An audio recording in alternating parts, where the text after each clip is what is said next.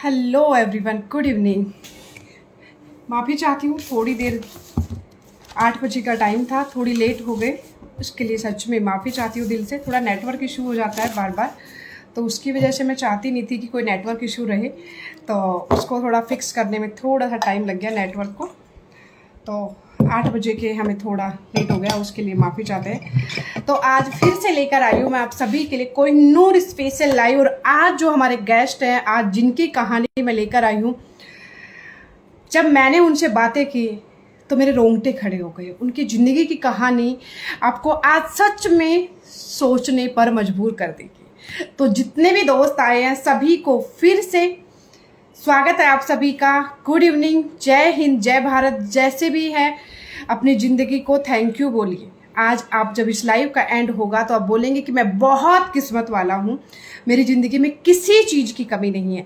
तो पहले हम फटाफट से चेक कर लेते हैं कि जो हमारे आज के गेस्ट हैं वो हमारे साथ आ चुके हैं या नहीं, वरना मैं एक लाइव शेयर कर देती हूँ।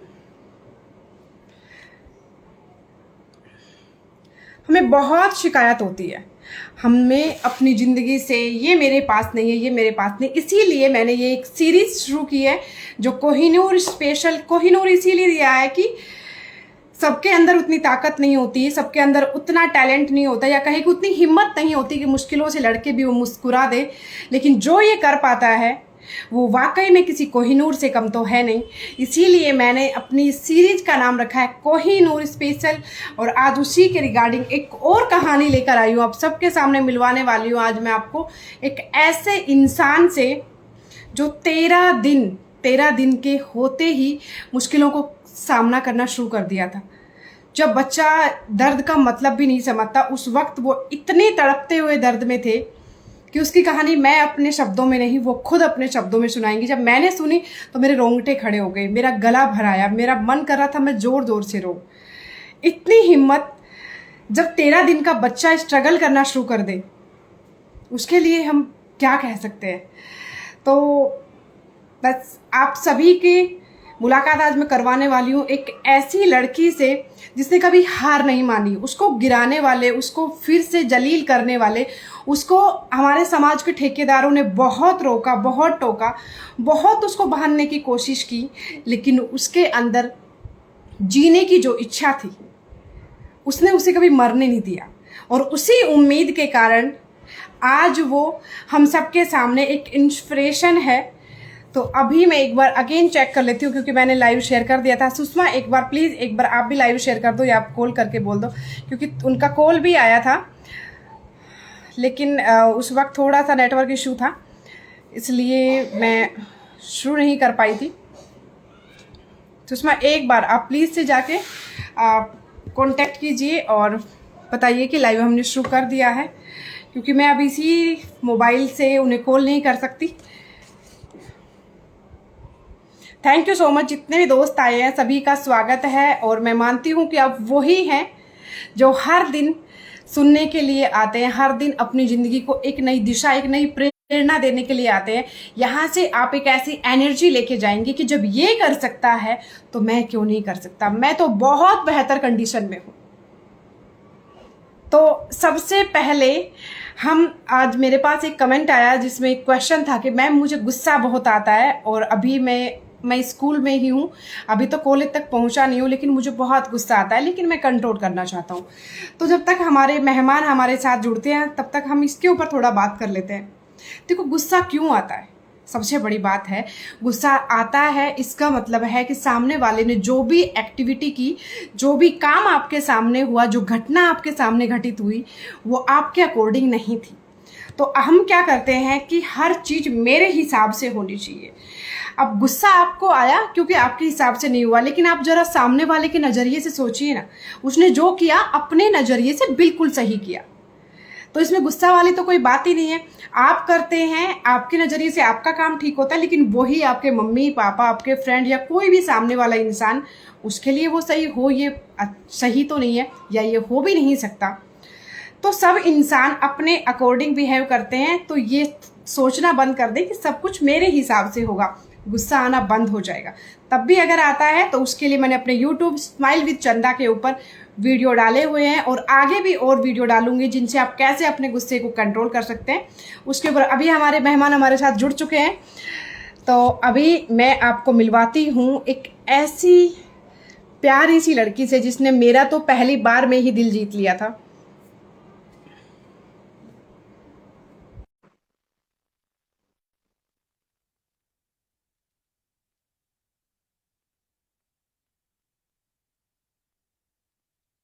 तो जितने भी दोस्त यहाँ हैं आप सबके कमेंट्स में लाइक करती रहूंगी, मैं बीच में बोल के आपको डिस्टर्ब नहीं करूंगी। तो वेलकम हेलो। जी, स्वागत है आपका आज के हमारे कोहिनूर स्पेशल लाइव में। आज आप हमारे कोहिनूर हैं, तो अरे बहुत वाह, बहुत थैंक यू स्वागत सो मच। एंड बहुत बहुत थैंक मीन्स यू अ जो लॉट। आप हमारे लाइव में आए। कैसी हैं आप? अरे माय प्लेजर, मैं ठीक हूँ दी। आप बताइए, आप कैसी हैं? मैं बहुत अच्छी हूँ और अब आपसे मिलके तो मैं और ज्यादा अच्छी हो गई। कहीं ना कहीं दिन में मेरी एनर्जी में लो फील कर रही थी, लेकिन अभी इवनिंग में आपसे बात की ना, तो सच हाँ। में मैं सोचती रही, तब से आपसे बात हुई है, जब से मेरे वही बातें मेरे दिमाग में घूम रही है कि एक इंसान 13 दिन की उम्र में, कितनी यार कितना छोटा बच्चा होता है, 13 दिन का बच्चा कितना होता है उस उम्र में ये समझा, मतलब मैं सोचने पे मजबूर हो गई कि सच में आपका जितना महान मैंने आज तक नहीं देखा मेरी लाइफ में भी। और अब तक जितने लोग आए बहुत कष्ट से जिंदगी जी रहे हैं, लेकिन जो आपने जन्म लेते ही सहा उसकी बराबरी आज तक कोई नहीं कर पाया। तो मेरी तरफ से आते ही सबसे पहले तो बहुत बहुत धन्यवाद जो आपने अपना टाइम निकाल कर यहाँ पर आ पाए, ताकि हमारे दोस्त भी इंस्पायर हो सके और वो भी जिंदगी में थोड़ा आगे बढ़ सके। तो अभी आप बिल्कुल कंफर्ट है ना, कोई टेंशन नहीं है ना? Of course, not at all. Not at all. कोई ओके ओके टेंशन मैम। नहीं है। तो पहला क्वेश्चन मैं आपके बचपन से ही करना चाहूंगी। तो अभी जो भी मैं क्वेश्चन आपसे पूछूं, मेरी रिक्वेस्ट आपको जो अच्छा लगे उनका रिप्लाई आप कर दीजिएगा, और जो आपको अच्छा ना लगे तो आप बोल दीजिएगा कि इस चीज में मैं कंफर्ट नहीं हूँ आंसर देने में, तो नो प्रॉब्लम। ओके मैम, जैसे ओके। कि आपको देखने के बाद, मुझे पहली बार जैसे देखने के बाद लगा कि कई बार जैसे एसिड अटैक वगैरह जैसे नॉर्मली लड़कियों पे होते हैं, तो उनके नॉर्मली ऐसा ही फेस होता है। और मुझे सच में लगा भी यही था, लेकिन आज जब आपसे बात हुई तो मुझे पता चला। तो क्या आप हमें बताना चाहेंगे कि आपको क्या ये एक उम्र के बाद हुआ या जन्म से था या बचपन के बाद, कब आपके साथ क्या एक्सीडेंट हुआ जिसकी वजह से आप ऐसी दिखती है? देखिए, ये सवाल काफी लोग मुझसे अभी भी पूछते हैं। हाँ, तो आज से हम इस लाइव इंस्टा को में पूछते हैं, तो जितने पर्टिकुलर, भी पूछे यस उन्हें बोल दीजिएगा पर्टिकुलर, कि वो लाइव में जाके यस आप देख लीजिए। जी ma'am. Yes of course. Particularly हर इंसान को मैं जाके नहीं बता सकती, क्योंकि यू कैन अंडरस्टैंड कि उतना समय नहीं होता है। तो जितने भी लोग ये सवाल का जवाब चाहते हैं, आप लोग बने रहिए, मैं बताती हूँ। एक्चुअली बाय बर्थ मेरे साथ ऐसा कुछ भी नहीं था। नॉर्मली जैसे लोग आते हैं इस दुनिया में, मैं मेरा भी वैसे ही वेलकम किया गया। लेकिन मेरे नसीब में ऐसा था, होनी थी, हो गई। क्योंकि हम लोग बहुत पुअर फैमिली से बिलोंग करते हैं। और मेरे फादर का, जैसे मैंने आपको शाम को भी बताया था, मेरे फादर का सोर्स ऑफ इनकम नहीं था। मैं उनकी पहली बेटी थी, मैं उनकी पहली संतान थी। जब मेरा जन्म हुआ, घर में ही मेरा जन्म हुआ, तो मेरी दादी जो थी वो नैरो माइंडेड थी। And she is like that, कि उनको था कि बेटी क्यों हो गई, बेटी तो चाहिए ही नहीं। पहली संतान बेटी हो गई, ये तो अपशगुन हो गया। फिर अभी तुम लोगों का भार उठा ही रही हूँ, अब बेटी को कैसे मैं पालूंगी पोसूंगी, इससे क्या होने वाला है। तो शी इज लाइक, उन्होंने विड्रॉ कर दिया मेरे मम्मी पापा को कि अपनी बच्ची को उठाओ और जहां जाना है जाओ, मैं तो नहीं उठा सकती तुम लोग की जिम्मेदारी। और पापा भी बहुत कम उम्र के थे, पापा 17 के थे और मम्मी 15 की थी तब उनकी शादी हुई थी, without any source of income. Okay. तो अब ऐसे हालात में वो लेके कहाँ जाते हैं मुझे? ऑफ कोर्स अपने कजन के पास या अपने जान पहचान के पास ही जाएंगे ना। तो वो मामा के घर, मेरे मामा के घर आए गुवाहाटी में। यहाँ कुछ दिन अच्छे से बीते। जब मैं 13 दिन की बच्ची थी, महज 13 दिन की बच्ची थी, तो हमारे में क्या होता है, मालिश करते हैं। तो बच्चों को मालिश करके, मुझे मालिश करके सुला दिया गया था। तो उस वक्त क्या हुआ था, घर खाली था, 94 का जमाना, 94 में मेरा जन्म हुआ था। उस वक्त लाइट्स नहीं होती थी, करंट्स नहीं अब होते मैम थे, एक बार किसी के आपको मैं थोड़ा पास। रोकना चाहूंगी। जैसे आपने बोला 13 डेज के आप थे तब आप मामा के घर पे थे, मतलब पैदा होते ही तुरंत बाद ही घर से निकाल दिया था? 2 डेज, आफ्टर 2 डेज। ओके। क्योंकि 2 दिन तक तो इस बात पे आर्गुमेंट चलती रही। After 2 days. तो उसके बाद यहाँ पे जब मालिश करके सुला दिया गया था, अभी तो ये एक बस ऐसा था कि लाइट किसी किसी के घर हुआ करती थी।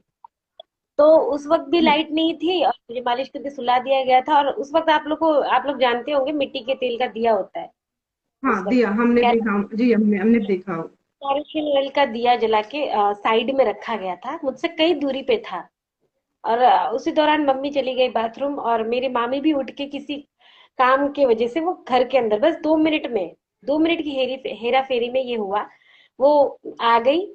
और इतने में मेरे जो मामा के बड़े बेटे हैं, 1.5 साल के थे, वो भी बच्चे हैं, नवजात शिशु है, वो भी 1.5 साल के बच्चे को क्या नॉलेज होती है। वो तो चलते हैं गिरते हैं, चलते हैं गिरते हैं।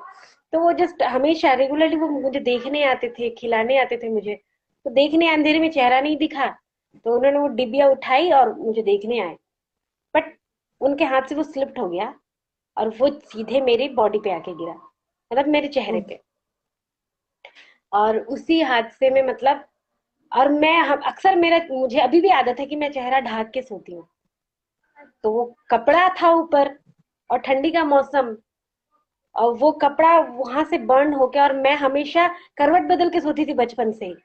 तो मैं लेफ्ट साइड करवट बदल के सोई थी, और राइट साइड का मेरा ये जो फेस है ना, आप देख पा रही होंगी, ये ऐसे करके था, मैं ऐसे सो रही थी।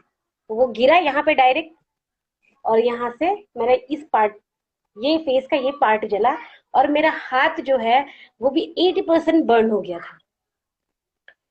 तो एटी जब परसेंट ट्रीटमेंट, 80%। तो ये सब जब पता चला, बस्ती वाले भी दौड़ के आए, मम्मी तो जैसे वो शॉक्ड होके वो वहीं पे गिर गई। उनको मतलब क्या हो गया। तो बस्ती वाले जो थे, अब वहां से कहीं से मेरी बड़ी मासी आई, वो मुझे लेके हॉस्पिटल के पास दौड़ती भागती हुई गई, पीछे से बस्ती वाले भी गए। तो फर्स्ट ऑफ ऑल यहाँ पे ये हुआ कि डॉक्टर ने तो ट्रीटमेंट करने से मना कर दिया कि ये मरी हुई है, इसको क्या ट्रीट करेंगे, ये तो मरी चुकी है। सब ये सोचेंगे ये तो मरी चुकी है, बट ये मिरेकल कहें या क्या कहें, जब डॉक्टर ने ट्रीटमेंट करने से मना कर दिया, तब जब मुझे वहां से लौटा के लेके आ रहे थे कि नहीं है अब बच्ची, जैसे ही उन्होंने वहां का क्रॉस किया, एक स्टेप क्रॉस किया, तभी मेरी रोने की आवाज आई। तब सबके जान में जाने की चलो ये बच्ची है। तब डॉक्टर से काफी रिक्वेस्ट करने के बाद डॉक्टर ने ट्रीटमेंट चालू किया, और मेरा जो वो राइट हैंड है उसे बैंडेड कर दिया था। ये तो नॉर्मल सी बात है कि आपका हाथ जब कटता है तब वो बैंडेड किया जाता है, बट एक जला हुआ हाथ को आप कैसे बैंडेड करोगे। उसे बैंडेड करके उसे छोड़ दिया था, मतलब मिनिमम 15 डेज तक वो ऐसे ही था।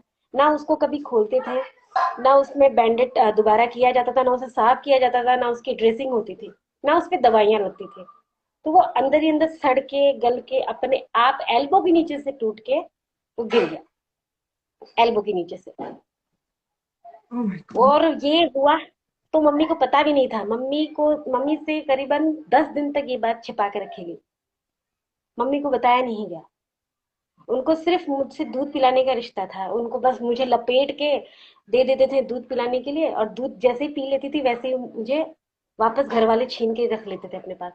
मम्मी को 10 दिन तक कुछ पता नहीं चला, और 10 दिन के बाद जब उन्हें गिरना तो उनके ऊपर वैसा ही हुआ था। तो ये सब तो मुझे याद भी।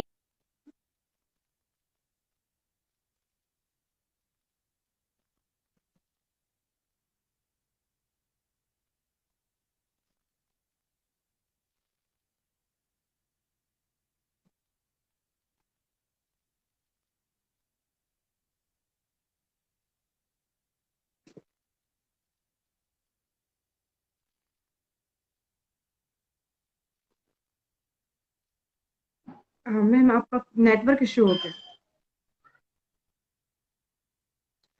कोई बात नहीं दोस्तों, अभी थोड़ा नेटवर्क जब ठीक हो जाएगा तो मुनिया जी फिर से हमारे साथ जुड़ेंगे। आप जरा एक बात सोचिए कि 13 डेज की एक बच्ची इतनी बुरी तरह जलने के बाद जब डॉक्टर्स ने ये बोल दिया हो कि वो मर चुकी है, उसके बाद भी इनके अपनों ने, इनके मामा मामी ने, इनकी माँ ने हार नहीं मानी, और अपने आप हाथ टूट कर गिर जाए। मेरे रोंगटे खड़े हो गए हैं, पता है, मतलब मुझे समझ नहीं आ रहा मैं क्या बोलूं। और नीचे एक बंदा कमेंट कर रहा है कि झूठ बोल रही है, झूठ बोल रही है। तो मैं उसे बोलना चाहूंगी, यार आपके यहाँ में बिल्कुल भी जरूरत नहीं है। और सच क्या है झूठ क्या है इसका फैसला करने वाले आप बिल्कुल नहीं है। जो तकलीफ झेलता है ना, जो जिस दर्द में जीता है ना, वो दर्द का एहसास बिल्कुल वही कर सकता है, या तो उसने झेला हो या दूसरा इंसान जो उसी सिचुएशन में अब हो, तो ही इंसान से उसको समझ गुजरा, सकते हैं, ऑफ कोर्स। जो उससे गुजरा हो। जिन्हें ये बिल्कुल। नहीं पता है कि मैं झूठ बोल रही हूँ, तो वो तो जानते होंगे कि सच क्या है। तो आप प्लीज सर जो भी हैं आप आ जाइए और जो सच है वो बता दीजिए, क्योंकि नहीं मैं नहीं, भी मैंने महज 13 उनको दिन की ब्लॉक थी, कर मुझे दिया। पता नहीं। यहाँ पे बिल्कुल है क्या ना, जैसे कोई थोड़ा सा अगर ऊपर उठता है तो उसको नीचे गिराने के लिए हजारों मिल जाएंगे, लेकिन अगर कोई नीचे गिरा हुआ हो तो उसको उठाने के लिए एक भी हाथ नहीं आता। तो आप ये देखिए कि डेफिनेटली। जो इंसान इतने स्ट्रगल के बाद भी यहाँ तक आके और हम सबके लिए एक ऐसी प्रेरणा बन रहे हैं कि हम भी अपनी जिंदगी में कुछ कर सकते हैं, हम भी अपनी जिंदगी में बहुत कुछ कर सकते हैं, क्योंकि हम बहुत बेहतर है। हमें थैंकफुल होना चाहिए भगवान का, हमें थैंकफुल होना चाहिए हर चीज के लिए। और उसको गिराने के लिए बहुत आएंगे, मुझे पता है जो इंसान उठना चाहेगा गिराने हजार आ जाएंगे, गिरे हुए को उठाने एक भी नहीं आएगा, ये हम सब जानते हैं। और यहाँ पे कौन क्या सोचता है उससे हमें कोई फर्क नहीं पड़ रहा। हम यहाँ पर मुनिया जी की जिंदगी की कहानी को लेकर आए हैं, और जो रियलिटी है जो कहीं भी कोई नहीं बताते, वो सारे कोहिनूर एक एक सच्चाई इस लाइव पर आकर बताते हैं। मुझे 101% यकीन है कि मुनिया जी ने जो बोला बिल्कुल सच बोला, और बाकी किसी और को हमें प्रूव करने की बिल्कुल भी जरूरत नहीं। तो मुनिया जी, जैसे आपके साथ ये इंसिडेंट हुआ, अब कितने मतलब लगभग कितना टाइम लगा? अब हाथ अगर गलकर टूट कर गिर जाए, वो भी एक छोटे से नाजुक सी बच्ची का, तो उसको रिकवरी में उसको मेडिसिन नहीं हो रहा था, उसको कोई भी बैंडेज वगैरह या कोई भी उसका ट्रीटमेंट नहीं हो रहा था, तो कैसे आपके पेरेंट्स ने जैसे बताया होगा कितना टाइम लगा आपको उसको रिकवर करने में? अगर मैं सच कहूँ, टू बी ऑनेस्ट, मुझे याद भी नहीं है। हाँ बिल्कुल, उस वक्त इतने छोटे बच्चे को कुछ याद नहीं होता।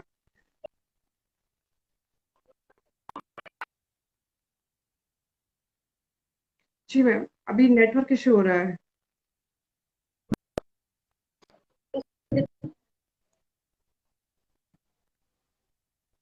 मुन्ना जी, मैं एक बार आपको दोबारा से कनेक्ट करती हूँ, क्या पता दोबारा से नेटवर्क का थोड़ा ठीक हो जाए।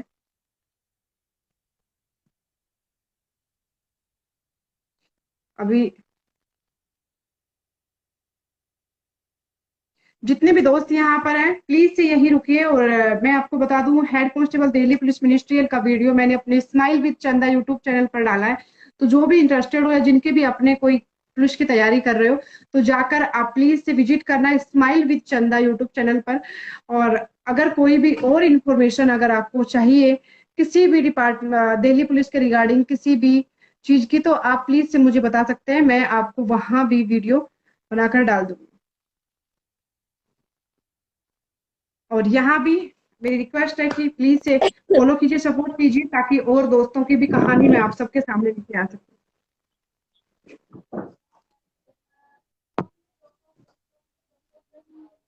ओके, सॉरी, नेटवर्क इश्यू चल रहा है यहाँ पे। नो प्रॉब्लम, कोई बात नहीं मैम, कोई बात नहीं। नेटवर्क का तो बहुत प्रॉब्लम चल रहा है, बहुत ज्यादा। जी जी, बहुत बहुत। जी। तो अभी तो मैम आपको मेरी ये आवाज आ रही है? जी मैम। बिल्कुल बिल्कुल बिल्कुल। जी। तो आपने जो मुझसे क्वेश्चन किया कि रिकवरी होने में कितना टाइम लगा, मुझे बिल्कुल पता नहीं है। मैंने अपना बचपन कैसे गुजारा है, मुझे बिल्कुल होश नहीं है। क्योंकि आमतौर पर मुझे समझ में ही नहीं था। मैं तो नॉर्मली बच्चों के साथ, अपने फ्रेंड्स तो मेरे भाई बहन ही थे, मेरे अपने ही थे, दूसरा कोई नहीं था। उनके साथ उठना बैठना खेलना सब मेरा उनके साथ था। बट मुझ में कोई कमी है मुझे फील ही नहीं हुआ, अभी तक भी नहीं हुआ। हाँ, जब मैंने होश संभाला तो 7 साल की उम्र में मैंने होश संभाला, जब मेरे साथ कुछ ऐसी चीजें होने लगी, तब मुझे पता चला कि हाँ, मैं थोड़ी डिफरेंट हूँ। या तो मैं स्पेशली चैलेंज हूँ, या मैं इनसे पीछे हूँ, कुछ तो अलग है। मैंने उस वक्त ये फील किया। क्योंकि जब मैं 7 इयर्स की थी तो सारे बच्चों को मैं देखती थी स्कूल जाते हुए। और ऐसा था कि पेरेंट्स को दिखती थी, बच्चों बच्चों को स्कूल छोड़ने जा रहे हैं, तो कोई टिफिन दे रहा है, अपने अपनी उनकी माँ उनको टिफिन दे, तो ये सब चीजें मैं नोटिस कर रही थी। तो मैंने सडनली अपने मम्मी पापा से जाकर कहा कि मुझे भी स्कूल जाना है, आप लोग मुझे भी टिफिन पैक करके दो, मुझे भी स्कूल बैग दो, मुझे भी स्कूल छोड़ो। ये सब चीजें मैं, और पढ़ाई की मुझे पता नहीं था, मुझे सब ये सब अच्छी लगती थी ये सारी चीजें। तो जब मैंने अपने फैमिली को कहा तो उन्होंने कहा कि ठीक है, अब पढ़ना चाहती है हमारी बच्ची तो इसे हम एडमिशन करवाएंगे। एंड यू वॉन्ट बिलीव, सरकारी से लेके प्राइवेट हर स्कूल में, मेरी जिस टाउन में मैं रहती हूँ वहां की कोई भी स्कूल बाकी नहीं है, कोई भी प्रिंसिपल बाकी नहीं है जहां पेरेंट्स, मेरे मम्मी पापा जाके उन्होंने हाथ पांव ना जोड़ा हो कि आप हमारी बच्ची को एडमिशन दीजिए, वो पढ़ना चाहती है। बट यू नो क्या रिस्पॉन्स आया वहां से? रिस्पॉन्स ये आया कि आपकी बच्ची दिख ऐसी है, हमारे स्कूल के बच्चे डरेंगे, एंड प्लस हमारे स्कूल का रेपुटेशन खराब हो जाएगा, हम आपकी बच्ची को नहीं ले सकते, एक्सट्रीमली सॉरी। हर स्कूल टीचर ने, हर प्रिंसिपल ने हमें रिप्लाई में यही दिया, चाहे वो प्राइवेट हो या सरकारी हो, किसी ने एडमिशन नहीं दिया। तो वो चीजें वहां पे मुझे समझ में आने लगी कि एक्चुअली हो क्या रहा है। उसके बाद कई महीने ऐसे बीते, बट जब ये महीनों का जो पीरियड चल रहा था ना, तभी क्या हुआ, मेरे नेबर थे, मेरे घर के सामने नेबर जो थे, उनके दो बेटे थे मेरी उम्र के, दो बेटे मुझे आज भी याद है। तो वो दो बेटे को पढ़ाने के लिए ट्यूशन टीचर शाम को 5 बजे आया करते थे। वो शाम को 5 बजे आते थे और मैं शाम को 4 बजे उनके घर के पीछे बैठ जाती थी, 1 घंटे, 1 घंटे पहले। जब वो टीचर आते थे, तो हमारे यहाँ तो बेम्बो का घर होता है, आसाम में मोस्टली आप बेम्बो का घर देखेंगे। तो उस बेम्बो के होल से ना, जो वाल होता है बेम्बो का, उसके होल से सब कुछ, सारा कुछ दिखता है अंदर क्या हो रहा है। तो वो जो ट्यूशन टीचर पढ़ाते थे वो मैं कॉपी करती थी, उसी होल से मैं कॉपी करती थी, मैं जमीन पे लिखा करती थी, एक लकड़ी उठा के वो जो लिखते थे वो मैं होल से देख के मैं जमीन पे लिखा करती थी। तो ऐसे काफी दिन बिता, मैं घर पे मार भी खाती थी, मम्मी पूछती थी कि 1 डेढ़ घंटे तू कहाँ गायब रहती है, मैं उनको कुछ नहीं बताती थी, क्योंकि वो पड़ोसी से हमारा कुछ जमता नहीं था, लड़ाइयाँ होती थी मम्मी पापा की, तो मैं नहीं बताती थी उनको। तो मम्मी बहुत मारती भी थी मुझे कि बिना बताए तुम कहीं भी चली जाती हो। और ऐसा बहुत दिन होता गया, 6 7 महीने होते गए, तो एक दिन वो ट्यूशन टीचर ने मुझे देख लिया वहां पे, और उन्होंने भी जोर जोरों की डांट लगाई मुझे, कि उन्होंने सोचा कि मैं वहां चोरी वोरी करने आई हूँ।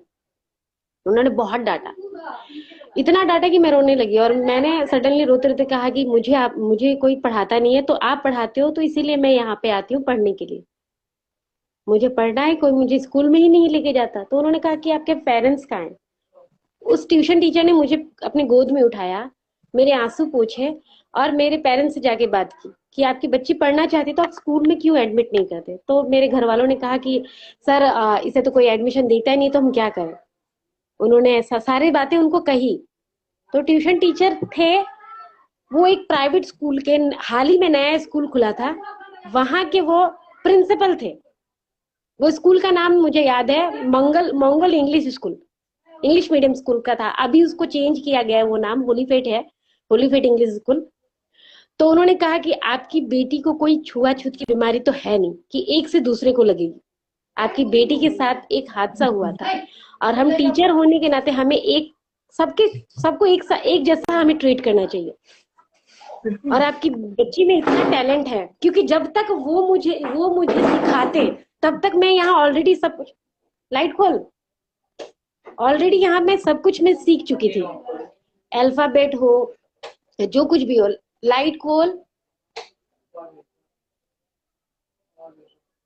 लाइट आइल बा, तो छोड़ दे रहे दे, जस्ट मिनट, हाँ दी, ओके। मिल लाइट जरा,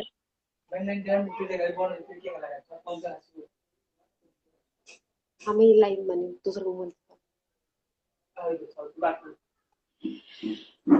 तो हुआ यूं कि उन्होंने मुझे बुलाया अपने स्कूल में, और एक डेट लेके हम गए पेरेंट्स के साथ स्कूल में। तो वहां पे भी टीचर्स अलाउ नहीं कर रहे थे, बाकी जो टीचर्स थे वो अलाउ नहीं कर रहे थे। प्रिंसिपल के साथ उनका भी डिस्कशन चला काफी समय तक। 3 घंटे के डिस्कशन के बाद फाइनली प्रिंसिपल तो माने ही थे, जिन्हें प्रॉब्लम थी वो भी माने बहुत लेटली, और उन्होंने मुझे एडमिट किया। और उस वक्त हम लोग की ये परिस्थिति नहीं थी कि हम प्राइवेट स्कूल में जाके पढ़ पाए। उन्होंने, वो बिल्कुल। प्रिंसिपल सर इतने अच्छे थे, उन्होंने मुझे फ्री ऑफ कॉस्ट एडमिशन दिया और मैंने वहां 7 साल पढ़ाई की। पर उसके बाद उनका डेथ हो गया। पर दूसरे प्रिंसिपल आए तो उन्होंने चार्जेस मांगे जो देना था। तो हमारी कंडीशन वैसी नहीं थी कि हम उतना पे कर पाए, पर फिर भी मेरे पापा ने बहुत किया। एक समय ऐसा आया जब उन्होंने अपने शरीर का खून भी बेचा है उस एडमिशन फीस को पे करने के लिए। वो मुझे अभी भी याद आता है तो बहुत दुख होती है कि हमारे माँ बाप कितना करते हैं। और आज की जनरेशन के बच्चे जो हैं, सॉरी किसी को मैं हर्ट करने के लिए नहीं बोल रही हूँ, उनको यही लगता है कि माँ बाप ने किया ही क्या है। कहीं जिस दिन आप माँ बाप बनोगे उस दिन आपको समझ में आएगा कि माँ बाप ने क्या किया है। तो यही चलता रहा। पर 7 ईयर जिस स्कूल में पढ़ी, वहां भी मेरे 5 साल कोई भी स्टूडेंट मेरे साथ नहीं बैठा। मैं एक बेंच पे अकेली बैठा करती थी। एक बड़ा बेंच होता था और सबसे लास्ट में होता था, मैं अकेली बैठती थी। कोई मेरे साथ नहीं बैठता, ना कोई मुझसे बात करता था। एंड ये सिलसिला 7 साल तक चला मेरे।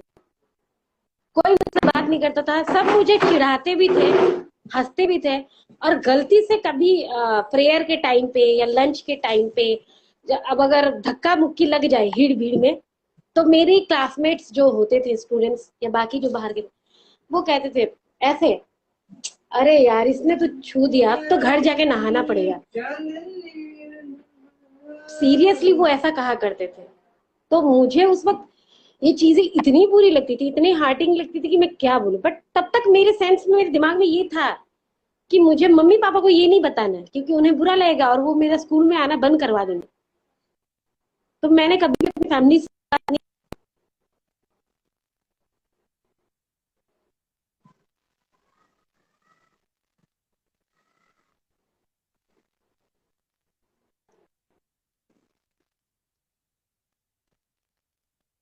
मुनिया जी का थोड़ा नेटवर्क इश्यू हो गया है। तो आप सबने सुना कि एक बच्ची जिसको पूरे शहर में किसी भी स्कूल में एडमिशन नहीं मिला, सिर्फ इस बात के लिए कि उनके स्कूल के और बच्चे डरेंगे उनको देखकर। उनके अंदर कोई ऐसी बीमारी नहीं थी कि उनको कोई कोरोना वायरस या कोई ऐसा वायरस था कि जो और स्कूल में फैल सकता था, लेकिन एक एक्सीडेंट ने उनकी जिंदगी, उनकी और उनके पूरे परिवार की जिंदगी इस कदर बदल दी कि दूसरों के हाथ पैर जोड़ने के बाद, पैर पकड़ने के बाद भी उन्हें एडमिशन नहीं मिला। लेकिन यहाँ अगर हम देखें तो मुनिया जी की हिम्मत की हमें दाद देनी पड़ेगी, जो दूसरों के घर में पढ़ाने आने वाली ट्यूशन टीचर से भी छिप छिप के वो 6 से 8 महीने पढ़ती रही।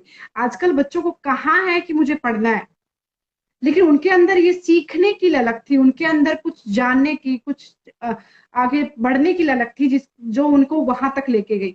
अगर ये वहां नहीं जाती और ट्यूशन टीचर से नहीं मिलती तो आगे इनकी स्कूल जाने का तो कोई मतलब ही नहीं था। तो इनकी एक एक ललक ने इनकी जिंदगी को इस कदर बदला। लेकिन वहां इन्हें एडमिशन तो मिल गया, लेकिन उसके बाद जो साथी और बच्चे थे, जो इनके सहपाठी थे, जो इनके साथ पढ़ते थे, उनमें से किसी भी बच्चे ने इनको सपोर्ट नहीं किया। जैसे इन्होंने बताया कि अगर गलती से भीड़ में स्कूल की छुट्टी के टाइम अगर आपस में टकरा गए या कोई बच्चा अगर गिर गया, अगर टच हो गया, तो बच्चे बोलते थे कि अरे यार इसको टच हो गए, अब नहाना पड़ेगा। आप सोचिए जरा उस वक्त एक नन्ही सी जान के दिल पर क्या बीतेगी कि क्या मैं इतना बुरा हूं, या फिर मैं क्या उस भगवान का बनाया हुआ नहीं हूं कि मुझे छू लिया तो उन्हें नहाना पड़ेगा। नहाना पड़ेगा। लेकिन इनकी हिम्मत देखिए, इन्होंने सोचा कि मैं मम्मी पापा को नहीं बताऊंगी कि वो मुझे स्कूल आना बंद ना करवा दे। पढ़ने की शिक्षा ने इनके अंदर के हर एक दर्द को वही दबा कर रख दिया।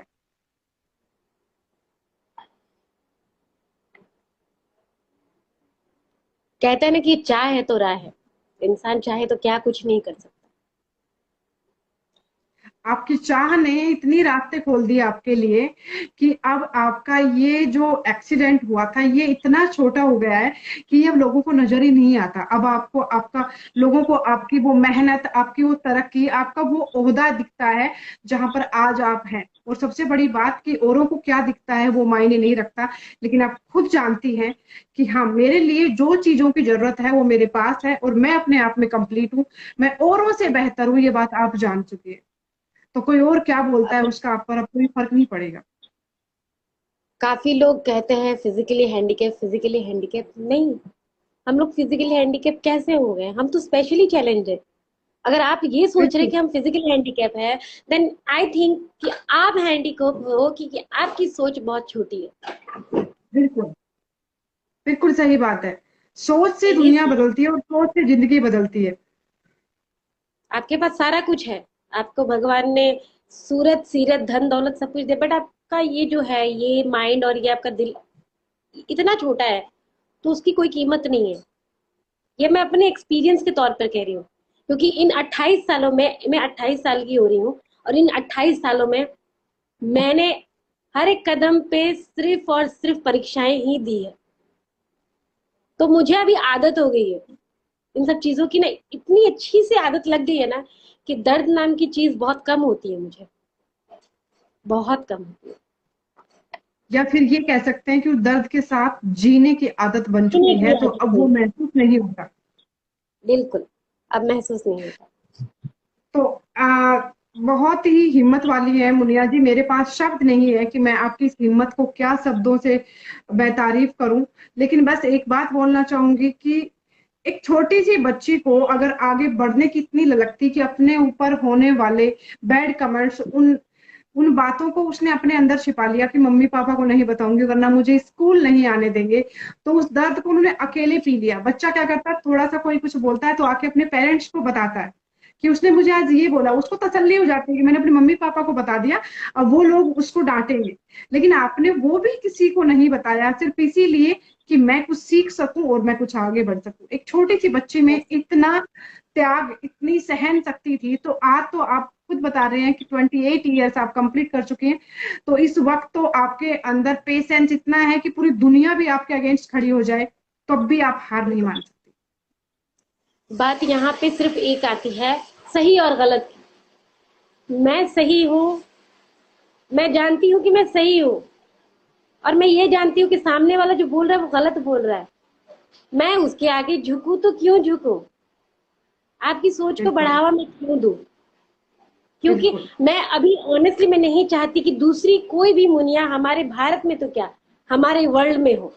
मैं नहीं चाहती, क्योंकि जो मैंने सहा है, मैं बिल्कुल सही नहीं बात। चाहती कि दुनिया की कोई भी औरत या कोई भी बच्चियां सहे। दूसरी मुनिया नहीं चाहिए मुझे, नहीं चाहिए। That's why. मैं कुछ बोल नहीं पा रही, मेरा गला भर गया है और मेरे रोंगटे खड़े हैं आपकी बातें सुन सुन के। बिल्कुल सही कहा, इन्होंने जो दर्द सहा, इन्होंने तकलीफें सही है, उसका एहसास इन्हें है। कभी आपको लगता हो कि यार अब इन्हें आदत हो गई, हम लोग बोल देते ना अब हमें दर्द के साथ जीने की आदत हो गई, तो इसका मतलब ये नहीं है कि वो घाव भर चुके हैं जो बचपन से लगते आए हैं। घाव आज भी उतने ही हरे हैं, बट अब हिम्मत नहीं होती किसी को दिखाने की। तो अपने अंदर ही सब समेट के आगे बढ़ने की अब हिम्मत आ चुकी है। और ये चाहती है कि इनकी तरह कोई और बच्ची टॉर्चर ना हो, इनकी तरह कोई और उसको अपमान ना करे, उसे ये ना याद दिलाए कि तू हमसे अलग है। अरे अलग कैसे है यार, एक भगवान ने बनाया हम सबको। एक्सीडेंट कितनी देर लगती है किसी के साथ होने में? अगर मैं आज अच्छी बनी हूँ, कितनी देर लगेगी मुझे इनके जैसा बनने में, या इनसे भी बुरी कंडीशन में जाने में कितना टाइम लगता है? सब कुछ उसी का खेल है। उसको, बिल्कुल उसने इस धरती पे जन्म दिया है, वही आत्मा हम सबके अंदर है, वही दिल है, वही इमोशंस है। फिर ये अंतर हमने बना दिया कि बाहर से जो खूबसूरत दिख रहा है वो अच्छा है और बाहर से जो अच्छा नहीं दिख रहा वो बुरा है। ये डेफिनेशन हमने तैयार की है। लेकिन हम सब जानते बिल्कुल हैं कि बाहर की खूबसूरती कोई ज्यादा वक्त तक नहीं रहती। जो गुण आपके अंदर है, जो जज्बा, जो हिम्मत आपके अंदर है, वो आपको लाइफ टाइम आगे लेकर जाती है, और वो मुनिया जी के अंदर है। तो कोई और क्या किसी के बारे में सोचे कोई फर्क नहीं पड़ता। लेकिन बिल्कुल सही कहा कि हम कोई दूसरी मुनिया पैदा नहीं होने देंगे और उसके साथ वो जाति नहीं होने देंगे जो इनके साथ हुई या इनकी जैसी और बहुत सी लड़कियों के साथ हुई। और इसीलिए मैंने ये ये सब कोहिनूर स्पेशल लाइव शुरू किया है, ताकि मैं लोगों को जो सच में फिजिकली चैलेंज्ड हैं, जो हर एक कमी के साथ भी हमसे ज्यादा आगे हैं, हमसे ज्यादा है वो। आप तो कंप्लीट होते हुए कुछ नहीं कर रहे यार, और वो इतना कुछ कर रहे हैं, तो वो आपसे आगे हैं। उन लोगों को मैं एक साथ इकट्ठा करूं जो आज टॉर्चर सह रहे हैं, जो आज परेशान हैं, उनको हिम्मत मिले, उनको हम साथ दे सके। और उन सब में मुझे आप सभी दोस्तों का साथ चाहिए, क्योंकि दर्द उन्हें भी होता है जब आप लोग उनको सोसाइटी से अलग कर देते हो, जब लोग उनके दोस्त नहीं बनते, लोग उनके साथ बात करना पसंद नहीं करते, दर्द उन्हें भी होता है, क्योंकि फीलिंग्स उनके अंदर भी है। मेरे साथ ये अभी भी होता है। लाइक मैं जिस टाउन में रहती हूँ, मैं जहाँ पे रहती हूँ, रंगिया, वहां से मेरे नानी का घर, मैं अभी नानी के घर ही हूँ। ये जो देख रहे हैं आप, ये मेरे नानी जी का जी। घर है, मामा का घर है। तो मैं फ्राइडे को रात को आई, मैं एक इंसिडेंट आप लोगों से कह रही हूँ। और मुझे लास्ट बस मिली शाम को 7 बजे की। मैं वहां बस पे चढ़ी, वो नाइट सुपर थी, सीट नहीं थी वहां पे, खड़े होके मुझे आना पड़ा। तो जब मैं वहां पे उठी, वहां पे कुछ लोग थे, लड़के ने, अगर लड़के करते तो वो मुझे अच्छा भी लगता, पर लड़कियां ही थी कुछ मेरी उम्र की, हम उम्र की लड़कियां, बैठ के बातें कर रही है। लो आ गई माधुरी दीक्षित, इसको देखो तो जरा, इसको क्या पड़ी। और लगी वो एक साथ ठहाके मारने, और सारे बसों के लोग देख रहे हैं, मुझे देख रहे हैं और उनको देख रहे हैं। एक पल के लिए बुरा लगा, फिर मैंने सोचा कि मैं इनको क्यों ना जवाब दूं। तो मैंने कहा, thank you for your complement, आपने मुझे माधुरी दीक्षित समझा। मैंने सिर्फ इतना ही कहा। और जब मैंने उनको इतना कहा तो उन्होंने कहा, आप पढ़ी लिखी हैं? मैंने कहा, क्यों? पढ़े लिखे होने के लिए क्या सर पे बैनर मार के चलना पड़ेगा कि हम पढ़े लिखे हैं? उसके बाद से आप बिलीव नहीं करेंगे, उन्होंने अपने मुंह पे ताला लगा लिया और मास्क पहन के वो सो गए पूरे रास्ते। जवाब देना भी जरूरी होता है गाइस, बहुत बहुत। बहुत जरूरी जहाँ होता है, जरूरी लगे वहां बोलना भी जरूरी है। बोलना भी जरूरी है। लेकिन हर बात पे भी बोलना सही नहीं होता, लेकिन जहां जरूरी होता है वहां बोलना जरूरी, क्योंकि आत्मसम्मान, हम आप खूबसूरत बहुत है, हम खूबसूरत बहुत है, लेकिन हमारा आत्मसम्मान ही हमारे पास नहीं है, तो उस खूबसूरती का क्या फायदा है? सबसे बड़ी बिल्कुल। चीज आत्मसम्मान, सेल्फ रिस्पेक्ट, वो मैं खोना नहीं चाहती। और उसकी बदौलत ही मैं अभी तक फाइट कर रही हूँ या जिंदा हूँ, मैं ये कहूँ। मुझे मेरी बहुत हिम्मत आत्मसम्मान, वाली और बहुत सही जवाब दिया आपने, क्योंकि उनको लगता है कि मैंने जैसे अभी बोला कि बाहर से जो आपको खूबसूरत नहीं दिख रहा, इसका मतलब वो अनपढ़ है, गंवार है, जाहिल है। लेकिन एक बात बताऊं, ये कागजों की डिग्री भी कुछ काम की नहीं है। अगर आपने बहुत सारी डिग्रियां ले रखी है, लेकिन आपने अपने संस्कार खो दिए, आपने इंसानियत खो दी, तो बेकार है आपकी सारी डिग्रियां। अगर आप एक इंसान होकर किसी इंसान को इज्जत देना नहीं जानते, बेकार है, चाहे आप कितनी ही बड़ी बड़ी डिग्रियां अपने साथ लेके घूमते हो। और अपने अंदर अगर आप इंसानियत जिंदा रखेंगे, चाहे आप स्कूल का दरवाजा नहीं देखा, लेकिन आप अगर दूसरों का सम्मान करना जानते हैं, तो फिर आपको जरूरत नहीं है किसी भी कागजी डिग्री की। बिल्कुल, आप अगर बिल्कुल किसी का जरूर। सहारा नहीं बन सकते, तो किसी को कमजोर भी मत बनाइए। एक बात याद रखना, जिंदगी में हम सबको ऐसा कोई ना कोई इंसान जरूर मिलता है जो कहीं ना कहीं फिजिकली चैलेंज्ड होता है और उसकी जिंदगी में बहुत स्ट्रगल चल रहा होता है। तो अगर आप उसका हाथ नहीं थाम सकते, अगर आप उसका साथ नहीं दे सकते, उसे सपोर्ट नहीं दे सकते, तो उसे कमजोर मत बनाइए, उसको नीचे गिराने की कोशिश मत कीजिए, क्योंकि आपको भी वहां तक पहुंचने में ज्यादा वक्त नहीं लगेगा। नहीं लगेगा। That's what I am to say. आपने तो कंप्लीट कर दिया, जो मुझे बोला था आपने ही बोल दिया, अच्छा किया। यही है कि मैं स्पेशली बिल्कुल, मुझे गर्ल्स को बहुत दुख यही हो रहा कहूँ। है ये शब्द, जैसे अभी आपने कहा कि लड़कियां ऐसे बोल रही थी।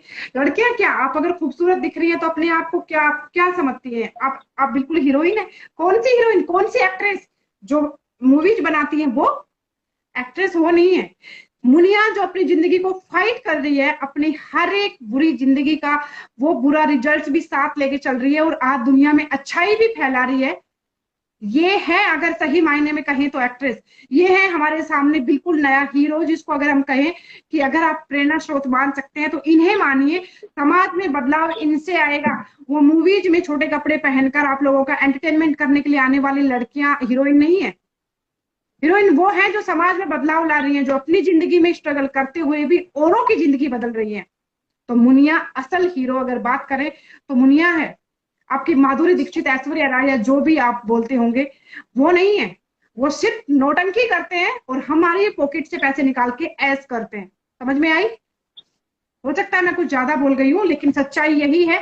रियल हीरो या तो आपके सोल्जर्स हैं जो देश के लिए अपनी जान देते हैं, या फिर मुनिया जैसी, शांतिलाल सर जैसी, और सिद्धार्थ, और बहुत सारे ऐसे कोहिनूर जो मेरे साथ जुड़े हुए हैं, और भी बहुत जिनके साथ मैं जुड़ नहीं पाई, वो सब हैं जो अपनी जिंदगी में सरवाइव भी कर रहे हैं और दूसरों को भी जिंदगी जीना सिखा रहे हैं। सबसे बड़ी बात यही होती है ना। आप अगर मैं आपकी बात करूं, आप तो एक खुद दिल्ली पुलिस की एक लेडी हैं। आप दिल्ली पुलिस है। आपने आज जब मुझे कॉल करके कहा कि आप में इतना इतनी हिम्मत है, मैं आपके आगे कुछ नहीं हूँ, तो आपने जब मेरी सराहना की तो मैं यहाँ पीछे नहीं हट सकती ये कहने से कि एक लड़कियों को जब दबाया जाता है ये कह के कि लड़की हो तुम कुछ नहीं कर सकती। यहाँ पे आप देखिए एग्जाम्पल सेट है। ऊपर ऊपर जो हमारी होस्ट है मिसेस चंदा राव, ये एक दिल्ली पुलिस ऑफिसर है। आप इन्हें तो देख के समझ जाइए। सिर्फ मैं नहीं मानती कि किचन में ही औरतों का जिंदगी नहीं है। आजकल औरतें इक्वलिटी में है और वो मर्दों से आगे है। आपकी समझ पे पर्दा पड़ा है तो आप अपने पर्दे को साफ करिए और ये मत सोचिए कि हम कुछ नहीं कर सकते, क्योंकि आप अगर है तो just because of a lady, just because of a women. This is my knowledge.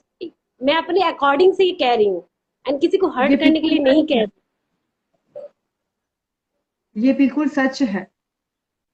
It's of course I mean कहने टू को से अगर दैट। हम कुछ भी बात कर दें, हम जानते हैं कि मर्दों की भी अहमियत है, लेकिन जितना एक औरत संभालती है, वो अगर वो छोड़ के खड़ी हो जाए तो आप समझिए ना कि क्या आप वो सब संभाल पाएंगे? पॉसिबल ही नहीं है। लेकिन हम अभी आपके बारे में थोड़ा सा और जान लेते हैं। एक और नेक्स्ट मेरा क्वेश्चन है कि अभी जैसे आप 28 हो चुकी है आपकी एज, और आप सोशल मीडिया पे बहुत अच्छे आपके फैन फॉलोइंग है, बहुत अच्छे आपके चाहने वाले हैं, लेकिन उसके साथ ही साथ मैंने जैसे थोड़े दिन पहले पता किया था, हेटर्स भी बहुत ज्यादा है जो आपको गिराने की कोशिश कर रहे हैं। तो आपको क्या लगता है कि वो सच में आपके बारे में जानते हैं, या फिर आपको नीचा दिखाने के लिए ऐसा कर रहे हैं? या वो जब ऐसा करते हैं तो आपको कैसा फील होता है? आप उनको किस तरीके से यहाँ पर रिप्लाई देना चाहेंगे? कुछ फील नहीं होता। अगर कोई हेटर्स है तो वो अपने आप को मेरे साथ compete करना चाहते हैं। आप अगर सोच रहे हो कि ठीक है ये लड़की कैसे आगे बढ़ रही है, कहते हैं ना कि मुद्दे लाख बुरा चाहे तो क्या होता है, वही होता है जो मंजूर खुदा होता बिल्कुल। है। जिसे राम नहीं मारते उसका गुलाम क्या बिगड़ेगा। हमें तो बस आगे चले। मैं इनकी बातों को गौर ही नहीं करती, मैं इग्नोर करती हूँ। पता है क्यों? क्योंकि ऐसी बातें अभी तक 28 ईयर्स की मैं हूँ, अभी तक बहुत सारी हो चुकी है। अगर हर चीज को मैं पॉइंट बाय पॉइंट पकड़ के चलती तो जीना मुश्किल हो जाता है। कुछ चीजों को ना हम इग्नोर कर दे वही बेटर है। होता है बहुत कुछ। बिल्कुल। बिल्कुल। जब एक हाथी बाजार में चलता है ना, कुत्ते हजारों भौंकते हैं, तो उसको देखकर हाथी भी भौंकना शुरू नहीं करता है। वो चलता ही रहता है, अपनी डेस्टिनी पार कर लेता है वो। तो आपको जो कहना है कहिए, और जिनको मेरी पर्सनल लाइफ के बारे में जानना है तो आप थर्ड पार्टी से मत सुनिए। मैं आपको अपना मैसेज एड्रेस कर रही हूँ, आप आ जाइए। आप मेरे पास आ जाइए। मेरे फैमिली मेंबर्स हैं, मेरे ननिहाल वाले हैं, मेरे जो घर वाले हैं उनसे पूछिए। आप मैं जिस जगह पे रहती हूँ वहां पे पता कीजिए। आपको पता लग जाएगा कि मैं कैसी हूँ। और फिर मैं आप होते कौन है जिसे मैं ये सर्टिफाई करूं कि मैं कैसी हूँ? आप होते कौन है ये जानने वाले कि मैं कैसी हूँ? हम किसी को सर्टिफाई नहीं कर सकते मैम। इंडिविजुअली आपको पता है, आप खुद एक ऑफिसर है, पुलिस ऑफिसर है मैम, सॉरी टू से, क्या हम हर किसी को इंडिविजुअली सर्टिफाई कर सकते हैं? कैरेक्टर नहीं, सर्टिफिकेट चाहिए तो आइए, मैं आपको दिखाती जरूरत हूँ नहीं है। Character certificate. जरूरत नहीं है। जरूरत नहीं है। That mean I want to say that कि अगर चाहिए आप तो आ जाइए। मैं आपको अपना एड्रेस जो है मैसेज कर रही हूँ, मैं डीएम कर दूंगी। जिन्हें भी चाहिए आप बोल दीजिए, मैं डीएम कर देती हूँ। फिर जो जानना है आप सामने आके जान लो। बिल्कुल, बिल्कुल सही कहा मुनिया जी ने कि हेटर्स या जो भी लोग इनके बारे में कुछ भी गलत बोलते हैं, पहली बात तो हमें जरूरत नहीं है उनको कुछ बताने की, या उनको सेटिस्फाई करने की, या उन्हें हम ये जताएं, ये उसके सामने हम क्लैरिफिकेशन दें कि यार देखो मैं तो बिल्कुल ठीक हूँ, मेरे बारे में ऐसे मत बोलो। पहली बात तो जरूरत ही नहीं है, और दूसरी बात अगर ज्यादा इतना इंटरेस्ट है दूसरे की लाइफ में तो पहले अपनी लाइफ को जाके थोड़ा सा झांक के देख ले, तो अंदाजा लग जाएगा कि सही कौन है और गलत कौन है। बिल्कुल सही कहा मुनिया जी। अभी नेक्स्ट मेरा एक क्वेश्चन आपसे है, जैसे आपने 28 ईयर्स अभी कंप्लीट कर लिए, काफी सारी जर्नी की है, सोशल मीडिया पे बहुत अच्छे आपके फॉलोवर्स हैं जैसे मैंने पहले आपको बताया, तो यस। आपने सोशल मीडिया की शुरुआत कब से की थी? आपने जैसे कैसे आपके माइंड में ये आइडिया आया कि भाई मुझे सोशल मीडिया पे जाना चाहिए या लोग मुझे वहां पसंद करेंगे? आपको स्टार्टिंग आपने की, उस वक्त लोगों का क्या रिएक्शंस थे? तो क्या आप हमें उनके बारे में थोड़ा सा बताना चाहेंगे? Just give me 1 minute. जी जी।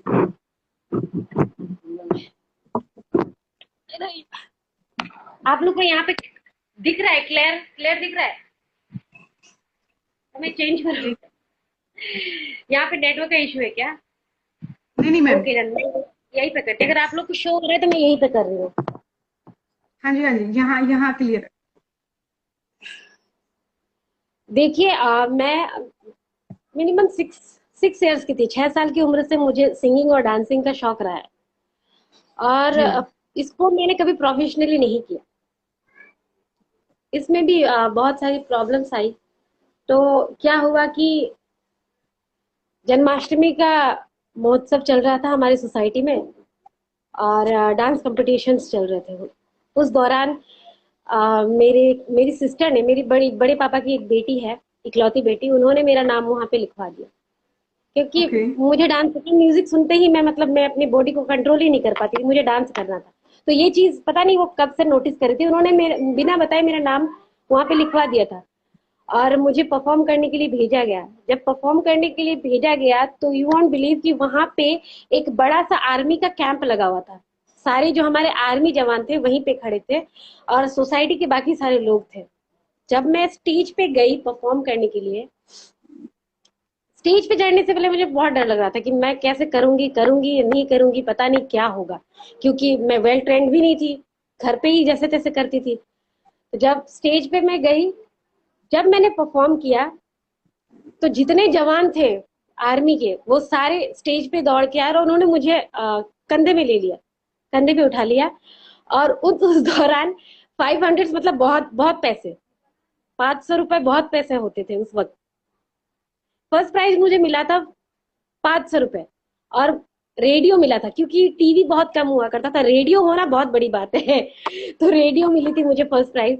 और पब्लिक ने बैक स्टेज कुछ रिएक्शन दिया था मेरे परफॉर्म करने से पहले कि यार ये कैसे डांस करेगी, आ गई बेइज्जती करवाने। तो जब मेरा डांस हुआ तो वही लोग आके मुझे स्टेज पे वो मुझे कॉन्ग्रेचुलेट कर रहे हैं और मुझसे माफी मांग रहे हैं। तो जब मैंने वहां से शुरुआत की, फिर मैं डांसिंग लाइन में चलती गई, चलती गई, चलती गई। तो मेरी कुछ फ्रेंड्स ने और मेरी सिस्टर ने मुझे फोर्स किया कि मैं सोशल मीडिया में आऊं। तब मैं आप आई। कितने साल की थे? सोशल मीडिया में मैं करीबन ये 6 7, ज्यादा दिन से नहीं हूँ, 6 7 महीने पहले आई हूँ। और मेरा स्ट्रगल डांस को लेकर, मैंने कई जगह प्रोग्राम्स भी किए हैं, तो वो तो चलता ही था मेरा, वो ऑफलाइन था। ओके। पर मैं सोशल मीडिया में 7 मंथ पहले, मिनिमम 7 मंथ पहले आई हूँ। मैं इतना कहूंगी कि 1 साल हुआ भी नहीं है। वाह, बहुत तो अच्छी ग्रोथ की आपने, बहुत अच्छी बहुत अच्छी। Thank you so much. ये just because of my sister और मेरे फैमिली मेंबर्स की वजह से हुआ है, क्योंकि उन्होंने हमेशा ही सपोर्ट किया है। बहुत अच्छा, आपका परिवार जिस तरीके से आपको सपोर्ट कर रहा है तभी आप आगे बढ़ पा रहे हो। सही कहते हैं, अपनों का साथ होता है तो हिम्मत बढ़ जाती है। बिल्कुल। तो आप जी सारी मैम, दुनिया से लड़ सकते हैं, जी बिल्कुल, बट आप अपने साथ सबसे लड़ रखिए। सकते हैं अगर आपके अपने साथ है तो। बिल्कुल सही बात। Yes of course. तो मैम मेरा एक आखिरी क्वेश्चन है आपसे। इतने टाइम में अभी जैसे हम सब इंसान हैं, आप भी हम में से ही एक हैं, कोई अलग नहीं है, हम सब में इमोशंस होते हैं। तो जैसे ऐसा हुआ आपके साथ कि कभी किसी लड़के से आपको अट्रैक्शन हुआ हो, प्यार हुआ हो, या फिर मतलब कुछ भी आपकी फीलिंग किसी के लिए रही हो और सामने वाले ने इसलिए आपको अवॉइड कर दिया कि आप दिखने में अच्छे नहीं थे? ऐसा ऐसा कुछ हुआ ही नहीं अभी तक। बट हाँ, मेरे मन में सिर्फ हमेशा से ये था इन सब चीजों को लेकर, मतलब ये होता है घर में भी। कभी मतलब अभी भी नैरो माइंडेड कुछ पीपल है जो अभी हमारे समाज को चला रहे हैं, हमारे बासपुर समाज को जो चला रहे हैं, वही लोग कुछ महीने पहले वो आके एक बात कह के गए मेरे पेरेंट्स को, वो डिमोटिवेट करके गए कि आप अपनी बेटी को, छोटी वाली की तो आपने शादी करवा दी, बड़ी वाली का भी आप लोग कहीं देखो, उसकी शादी नहीं होगी तो मरने के बाद वो तो भटकेगी, आप लोग भी भटके होंगे, आप लोग को मुक्ति नहीं मिलने वाली। तो ये नैरो माइंडेड थिंकिंग, मतलब मरने के बाद लोग कहाँ जाते हैं उनको पता है, मुझे तो नहीं पता, मैं उनसे एड्रेस जरूर लूंगी कि हम कहाँ जाने वाले हैं। तो किसी की लाइफ का आप लोग ऐसे कैसे फैसला कर सकते हो? आपको किसने दिया ये हक? मेरा बचपन से एक ही लक्ष्य रहा है कि जिंदगी में कुछ करना। लोग कहते हैं कि डॉक्टर बनना है, इंजीनियर बनना है, मुझे सेल्फ डिपेंडेंट बनना है, मुझे किसी पर डिपेंड नहीं होना है। मेरा यही लक्ष्य है कि मुझे किसी पर डिपेंड नहीं होना।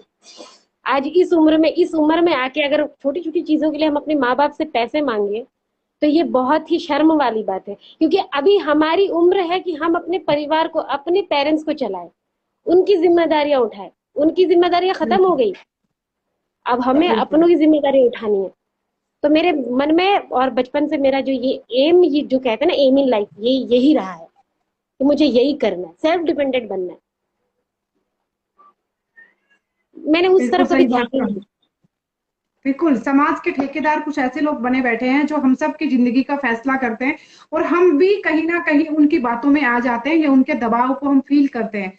जहां बात आती है एक लड़की की आजादी से जीने की, अपनी मर्जी से जिंदगी के फैसले लेने की, तो समाज के बहुत से ठेकेदार आते हैं हमारे पेरेंट्स को दबाने, उनको डराने कि आपकी इज्जत खराब हो जाएगी, आपकी वजह से समाज की इज्जत खराब हो जाएगी।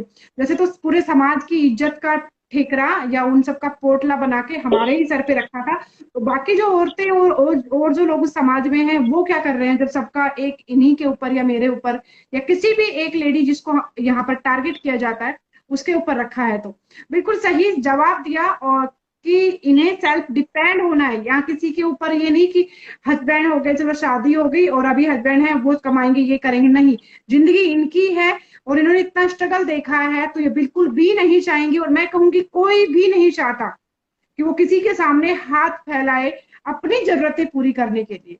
आप एक बात याद रखना, लड़की अगर, खास तौर पे मैं लड़की बात करूं,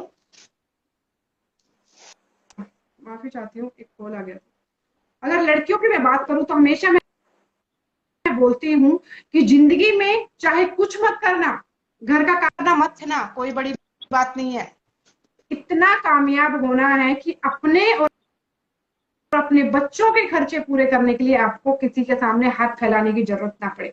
अगर आपने 20 एज कंप्लीट कर ली, चाहे मेल हो चाहे फीमेल हो, उसके बाद आपकी जिम्मेदारी बनती है कि आप अपने खर्चे उठाने लायक बने, और उसके साथ ही साथ आप अपनों के भी खर्चे उठाएं, क्योंकि पूरी जिंदगी माँ बाप की कमाई खा के और दूसरों के सामने शो ऑफ करना, ये कहीं की समझदारी नहीं है।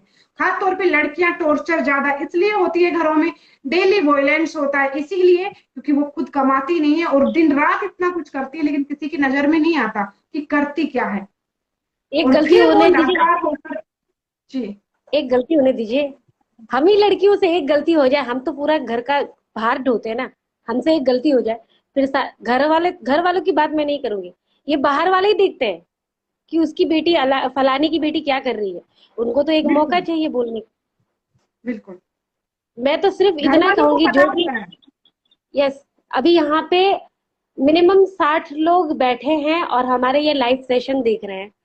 अगर आप लोग, कोई माँ बाप यहाँ पे बैठे हैं, कोई पेरेंट्स बैठे हैं या कोई लड़कियां हैं, मैं आप लोगों से कहूंगी, आप अपनी बच्चियों को उनकी जिंदगी जीने दीजिए। बेटा बेटा करते रहते हैं आप लोग, बेटा जरूरी है, ठीक है, जरूरी है, आपने बेटी का जन्म दिया तो बेटियों को भी तो जन्म दिया है ना, तो आप अपनी बेटी के साथ भेदभाव क्यों कर रहे हैं? उनको भी वो दीजिए आजादी।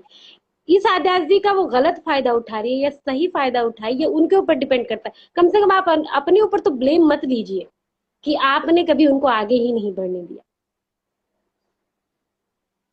और मैं बिल्कुल डैम सही। श्योर कहती हूँ कि हमारी भारत की जो लड़कियां हैं, 90% लड़कियां घर और बाहर दोनों संभालती हैं। मैं 10% की गारंटी नहीं लेती, क्योंकि अभी मॉडर्न जमाना चल रहा है, कुछ कहा नहीं जा सकता।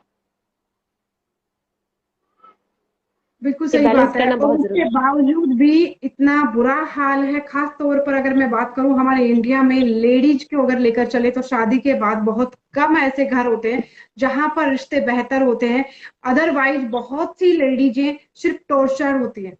और उनका कोई हाँ, सुनने वाला नहीं होता। किस लिए? क्योंकि समाज के ठेकेदारों ने तय कर दिया कि शादी हो चुकी है, सिंदूर उसके नाम का लगा चुकी है, तो 7 जन्मों तक अब वो चाहे आपको मारे, चाहे पीटे, चाहे आपका डेली रेप करे, चाहे आपको आपके कपड़े फाड़े, चाहे आपके साथ कुछ भी करे, लेकिन आपको रहना उसी के साथ है। ये हमारे समाज के ठेकेदारों ने, जिन्होंने हमें जन्म नहीं दिया, उन्होंने तय कर दिया है। और हमारे वही पेरेंट्स इतने डरते हैं, मैं तो कहती हूँ हमारे पेरेंट्स की कमी है, वो इतने डरते हैं कि वो अपनी बच्ची का दर्द नहीं देखते, वो अपने उस नकली इज्जत के लिए मरते हैं जो और लोगों ने तय की है।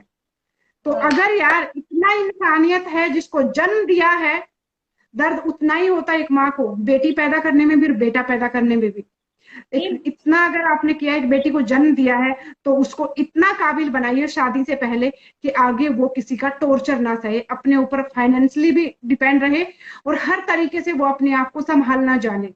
और अगर उसकी जिंदगी में कोई बुरा पड़ाव आता है तो आपके अंदर इतनी हिम्मत होनी चाहिए कि बेटा मैं तेरे पीछे खड़ा हूं, अगर कुछ गलत होता है तो मैं उस चीज में तेरा पूरा साथ दूंगा। ऑफ कोर्स, ऑफ कोर्स, सही बात है। और मैं लड़कियों को लेकिन भी कह रही अफसोस हूँ। की बात है कि ऐसा नहीं होता हमारे देश में। मैं बहुत सी ऐसी औरतों को देखती हूँ, गांवों में इतना बुरा हाल है, शहरों में इतना बुरा हाल है, कहीं पर भी एक औरत को वो सम्मान बहुत कम घरों में मिलता है, जिसको हम लक्ष्मी बोलते हैं, वो लक्ष्मी वाला सम्मान बहुत कम घरों में है। अदरवाइज वहां पर एक वो नौकरानी लेके आते हैं शादी करके, जो पूरे घर का काम करेगी, एक वो सैरोगेट मदर कह सकते हैं। और एक मैं अपनी एक कौम के लिए गलत वर्ड आगे यूज नहीं कर सकती, उनको वो चाहिए जो सिर्फ उनकी जरूरतें पूरी करे, उनके घर में पूरा काम करे, और उसके अलावा उसकी क्या इच्छाएं हैं, उसको दर्द होता है, उसके भी इमोशंस हैं, उसकी भी कोई चाहत है, उसके बारे में कोई ध्यान नहीं देता। और यही कड़वी सच्चाई है इस समाज की। लोग शादी शादी शादी शादी चिल्लाते हैं, मुझ जैसी लड़कियों को भी नहीं बख्श रहे कि शादी करवाओ। यहाँ पे एक पॉइंट कहना चाहती हूँ मैं, सॉरी किसी को जी बुरा भी बिल्कुल। लग सकता है। आप लोग कहते हैं कि चलो ये फिजिकली चैलेंज है तो इसके जैसा ही कोई देख के इसको, क्यों? एक नॉर्मल इंसान क्यों आपका हाथ नहीं थाम सकता? मैं मानती हूँ कि मैं फिजिकली या स्पेशली चैलेंज हूँ, तो एक नॉर्मल इंसान क्यों मेरा जीवन साथी नहीं बन सकता? यही समाज के लोग हैं जो आपको ऐसे इंसान के साथ शादी करवा देंगे और यही आप पर एक दिन हंसेंगे। देखो ना, लंगड़े को लंगड़ी मिल गई, बहरे को बहरी मिल गई। आप ही हंसते हो, क्यों? इस हादसे में आप मुझे अपनी घर की बहू स्वीकार नहीं करेंगे, नॉर्मली लड़की को शादी करके ले जाएंगे, कल को भगवान ना करे उसके साथ ये हादसा हो गया तब तो आप उसे छोड़ देंगे, क्योंकि वो तो अब छोड़ आपके देते काबिल हैं। है ही। यही चीज आपकी बेटी के साथ हो, आपका दामाद आपकी बेटी को छोड़ दे, व्हाट विल यू डू? तब आपको पुलिस याद आएगी, तब आपको हाई कोर्ट याद आएगा, तब आपको सुप्रीम कोर्ट याद आएगा, महिला महिला कमेटी याद आएगी आपको, क्यों? Why? Is there is any answer? मैं आप लोगों से पूछ रही हूँ। आप ही लोग कहते हैं शादी शादी नहीं है, शादी ही नहीं है इनफ, शादी से ही जिंदगी नहीं है। आजकल खूबसूरत से खूबसूरत लड़कियों की शादी 1 से 1.5 साल तक टिकती भी नहीं है, छोड़ दिया जाता उन्हें भी। Why are you doing all this? मत करिए, मत करिए आप लोग, इसको स्टॉप कर दीजिए। आप लोग अगर चाहते हैं कि हमारा इंडिया डेवलप हो, सबसे पहले तो आप अपनी अपनी घर की बहन बेटियों की इज्जत करना सीख जाइए, फिर इंडिया अपने आप डेवलप हो जाएगा। मुझे यही कहना है आप लोगों से। और डीमोटिवेट किसी को मत कीजिए, किसी का भला नहीं कर सकते तो उसका बुरा भी मत कीजिए, आपको राइट नहीं है ये करने का। Please don't do this. और जो मुझे पीछे से खींच रहे हैं ना, उनको मैं एक बात कह दूं, नहीं कर पाओगे। एड़ी से चोटी तक का जोर लगा लीजिए, नहीं कर पाएंगे आप। मैं मौत के मुंह से लड़के आई हूँ, लोग मरने के बाद अग्नि में जलते हैं, मैं जल के आई हूँ, मेरा कुछ नहीं बिगड़ेगा। और ये मेरा घमंड नहीं है, ये मेरा विश्वास है। मैं यही कहना चाहती हूँ आप लोगों से, और मैं खुश हूँ अपनी जिंदगी में, क्योंकि मुझे पता है मुझे कोई कमी नहीं है। सबसे बड़ा दुख होता है अनाथ होना, और मैं अनाथ नहीं हूँ। बिल्कुल। थैंक यू गॉड, मैं आपका इसलिए पूरा भगवान को कहना परिवार आपके चाहती हूँ साथ है। थैंक यू सो मच कि मुझे मेरी फैमिली भी इतनी अच्छी मिली है। और मेरे मैं ये कहूंगी कि मेरे जो ननिहाल वाले हैं, मेरे नाना नानी हो गए, मामा मामी, जितने भी लोग हैं, सब इतने सपोर्टिव है ना, इतने सपोर्टिव है कि हर एक चीज में उनसे शेयर करती हूँ। और जितना मैं खुश होती हूँ उससे दुगुना ज्यादा वो खुश होता है। बिल्कुल बिल्कुल सही कहा मुनिया जी आपने। और ये कोई जबरदस्ती नहीं है, सबकी अपनी पर्सनल लाइफ है कि वो आगे क्या करेगा, क्या डिसीजन लेगा, इस पर दूसरे को किसी को वो नहीं है कि वो थोपे उसके ऊपर तुम्हें ये करना है। अब एक कमेंट आया है शुभानु प्रताप का कि मैम अगर मैं नेगेटिव जाऊं थोड़ा सा तो आप इनका यूज कर रहे हैं अपने आप को प्रचार करने के लिए। तो मैं आपको बता दूं दोस्त, मैं सोशल मीडिया पे जिस काम के लिए आई हूं मैं वो आप काम कर रही हूँ, और आपका काम है सोचना। तो बहुत अच्छी बात है आपने ये सोचा। किसी का भला करने के बारे में आप सोचेंगे नहीं, आप तो नहीं, हमेशा उसमें कमियां निकालेंगे। एक बट बात मैं बहुत यहाँ अच्छी पे बात है आप। आपको टोक रही हूँ, सॉरी। अगर आपको ऐसा लगता है कि मैडम हमारा यूज कर रही है, तो बिल्कुल नहीं, वो मेरा यूज नहीं करी, क्योंकि मैंने अपनी कहानी अपनी जुबानी यूट्यूब में डाल रखी है। मेरा यूट्यूब चैनल मुनिया बास्को 111 है, आप जाके वहां चेक कर सकते हैं, आपको पता लग जाएगा। और इन्होंने मुझे यूज नहीं किया, मैं तो खुद इनको कह रही थी कि आप कभी अपना ब्रॉड चलाइए, मैं आऊंगी, क्योंकि मुझसे अगर कुछ लोग इंस्पायर होते हैं तो मैं अपने आप को खुश नसीब समझूंगी कि मैंने इनडायरेक्टली ही सही किसी का भला किया है। बिल्कुल।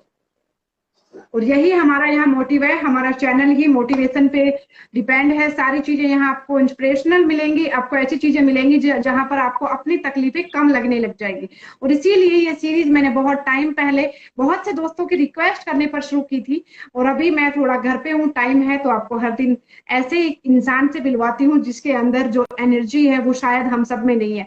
तो वो एनर्जी हम लेकर, वो चीजें हम सीख कर कैसे अपनी जिंदगी के बुरे वक्त को फाइट करके हम बहुत अच्छी तरीके से आगे बढ़ सकते हैं, वो हम यहाँ सीख रहे हैं। बाकी सबकी अपनी अपनी सोच है, जो सोचना चाहे सोच सकते हैं, सबको खुली छूट है।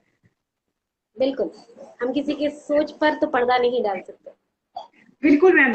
और एक चलते चलते आखिरी, जैसे मेरा क्वेश्चन का रिप्लाई तो आप दे चुके हैं कि भाई आप शादी करना चाहते हैं नहीं, लेकिन फिर भी इन फ्यूचर आपने क्या सोचा है कि आप अपनी जिंदगी को किसी साथी के साथ में, या किस तरीके का आपको पार्टनर चाहिए अगर आप शादी करना चाहें, या फिर आप शादी के बारे में आपका क्या विचार है कि फ्यूचर में आप क्या करेंगे? देखिए, जो लाइफ होता है ना, अकेले जीना बहुत मुश्किल होता है। मैंने सोचा तो नहीं है, क्योंकि मैंने दूर दूर तक कभी नहीं सोचा कि मैं कभी शादी करना तो होगा ही, अगर करने को इस स्टेज पर मैं आई कि कभी किसी ने हाथ आगे से बढ़ाया, तो मम्मी पापा अगर एग्री होते हैं तो करूंगी। लेकिन हाँ, ऐसा नहीं है कि करने के लिए करूं। रिश्ता तभी करूंगी जब वो निभा पाऊं, और सामने वाला बंदा ऐसा होना चाहिए, जो ऐसा नहीं होना चाहिए मुझे कि दया आ गई, तरस आ गई। आई एम नॉट बेचारी, मैं आप लोगों को बिल्कुल। पहले clear करूं, मैं बेचारी नहीं हूँ। और जो हूँ जैसी हूँ आप लोग के सामने हूँ, ना कोई फिल्टर लगाया मैंने, ना कुछ, मैं ऐसी ही हूँ। अगर इस हालत में अगर कोई मुझे एक्सेप्ट कर सकता है, तो आज मैं सोशल मीडिया पे लाइव में कह रही हूँ कि सारी जिंदगी वो मेरे लिए एक भगवान रहेगा। मैं शायद भगवान को बाद में पूजा करूंगी, उस बंदे को पहले पूजा करूंगी। तो मैं यही कहूंगी, और शादी बहुत बड़ी बात नहीं है, होनी होगी, तकदीर में होगा तो हो जाएगा, नहीं होगा तो हम है राही प्यार के, चलते रहेंगे अपने रास्ते। हमें इस बात का दुख नहीं है। और सबसे बड़ी हम सफर हम साथी हमारी माँ है, वो है तो फिर किस चीज का दुख है, हमें किसी चीज का दुख नहीं है। बिल्कुल सही बात है गुड़िया जी, बहुत सही बात कही आपने कि शादी करना बड़ी बात नहीं है, शादी को निभाना बहुत बड़ी बात ये है। बड़ी बात है। और जीवन साथी बनना कोई बड़ी बात नहीं है, लेकिन जीवन साथी असल मायने में जिंदगी भर साथ निभाना, हर दुख सुख में आपका हाथ थामना, समाज में वो इज्जत और अपनी नजरों में वो रेस्पेक्ट देना, ये बहुत मुश्किल काम है। तो अगर कोई इस लायक कोई लड़का अगर जिंदगी में टकराता है तो बिल्कुल से हम सब भी आप सबको अपनी तरफ से, मैं अपने ऑडियंस की तरफ से बोलना चाहूंगी, अगर आपको कभी ऐसा लगे कि कोई इंसान ऐसा है कि वो आपके ऊपर दया करके नहीं, बल्कि वो सच में आपके अंदर के उस गुण को देखकर आपसे जुड़ना चाहता है, आपसे शादी करना चाहता है, तो बिल्कुल से आप भी अपना घर बसाइए और हमेशा के लिए खुश रहिए। और इसी के साथ thank you so much ma'am. अभी चलते चलते आप हमारी ऑडियंस को क्या कहना चाहिए? इससे पहले कुछ कहूँ, मैं एक बात क्लियर करना चाहूंगी कि ये जो समाज का एक थिंकिंग है ना, कि जो जैसा है उसको वैसे बंदे के साथ या बंदी के साथ बांध दिया जाए। तो ये नहीं कह रही हूँ कि कल को मेरे जैसा कोई पर्सन आए। कहते हैं शादी को, एक औरत को हमारे हिंदू समाज में क्यों अर्धांगिनी क्यों कहा जाता है? क्योंकि वो अपने पति का आधा हिस्सा होती है, राइट पार्ट जो वो हस्बैंड होता है, उसका आधा शरीर उसका हस्बैंड होता है। क्या पता मेरी भी शरीर का जो राइट हिस्सा ही है जो मुझसे अलग है। और अगर मैं चाहूंगी कि मेरी लाइफ में कोई ऐसा बंदा है जो वो हिस्सा बने, ना कि वो भी इनकम्प्लीट हो और मैं भी इनकम्प्लीट हूँ और ये समाज वाले ही इसका एक दिन मजाक बनाए। मैं बिल्कुल। नहीं। और इस लाइफ को, इस ब्रॉड को एंड करने से पहले मैं सिर्फ एक बात कहना चाहूंगी कि आप क्या हो वो सिर्फ आप जानते हो। आप दुनिया की बातें मत सुनिए, आप सिर्फ ठान लीजिए, एक बार ठानिए तो सही। आप करिए तो सही, आप चलिए तो सही। पीछे खींचने वाले बहुत मिलेंगे, आप आगे बढ़ते जाइए। उस वक्त के लिए बिल्कुल आप सही। आगे बढ़ते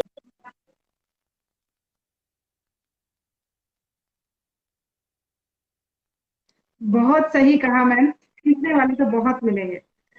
अभी बिल्कुल। सुषमा आपसे डिमांड कर रही हैं कि उनकी पसंद का आप गाना सुनाते जाइए, तो उनकी पसंद का हाय गाना हाय। कौन सा है प्लीज?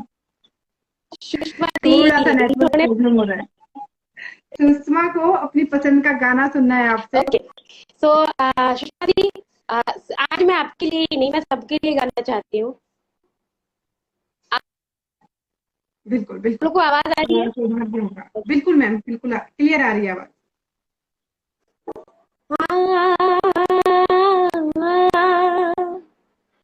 तुझसे नाराज नहीं जिंदगी, हैरान हूँ मैं, हो हैरान हूँ मैं, तेरे मासूम सवालों से परेशान हूँ मैं, हो परेशान हूँ मैं, तुझसे नाराज नहीं जिंदगी, हैरान हूँ मैं, हो हैरान हूँ मैं, जीने के लिए सोचा ही नहीं, दर्द संभाले नहीं होंगी, मुस्कुराई तो मुस्कुराने के कर्ज उतारनी होंगी,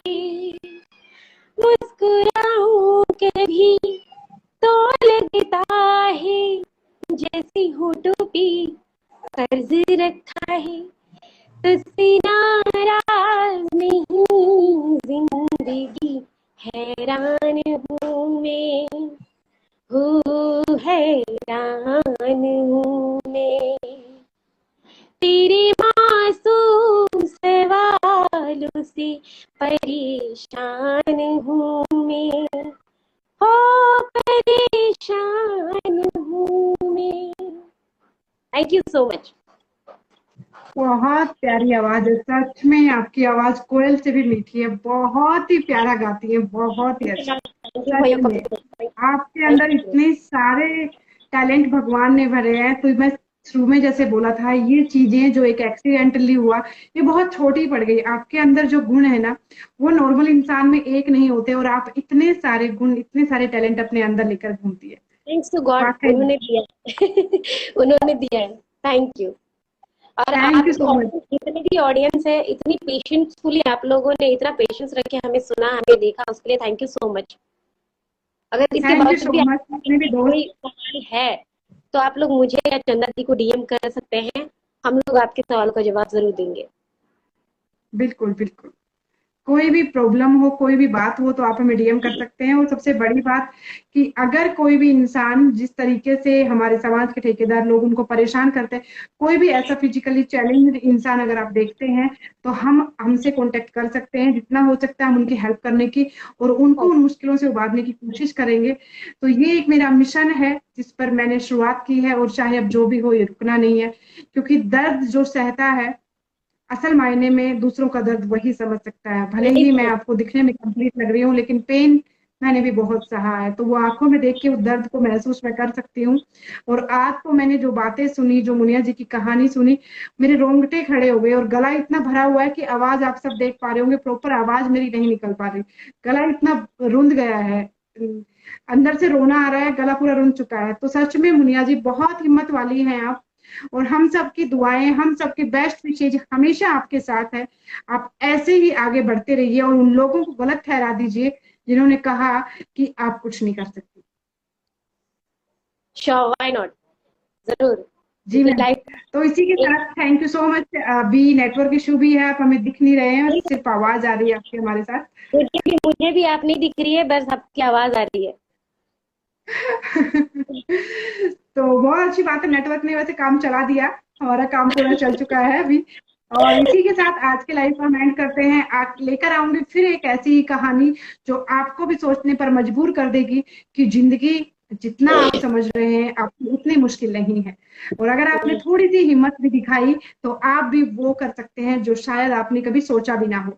तो आज के लिए बहुत बहुत धन्यवाद, बहुत बहुत थैंक यू मुनिया जी, जो आपने अपना इतना कीमती वक्त दिया और अपनी इमोशन हमसे शेयर किए, क्योंकि जो सारी फीलिंग्स आपके दिल से निकली हैं वो रियल है और हम उस सबको महसूस कर सकते हैं।